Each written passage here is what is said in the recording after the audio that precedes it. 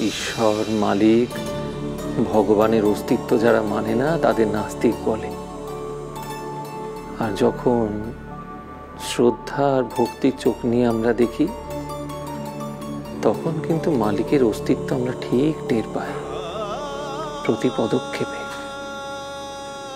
উদীয়মান সূর্য, ফুটে ওঠা ফুল, হাস্যমুখর শিশু, কিংবা ধরো গাছের দুলতে থাকা পাতার মধ্যে দিয়ে মালিক ঠিক প্রমাণ দেন মালিক আছেন।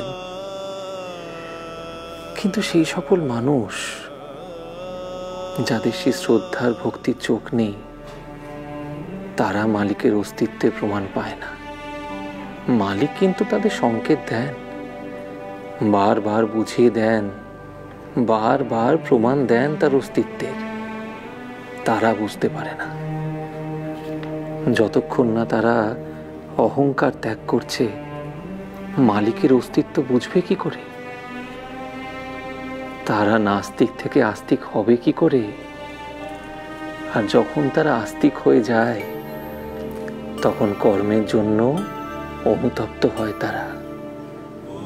তখন তারা মালিককে বুঝতে পারে, অনুভব করতে পারে। সবার মালিক একজনই।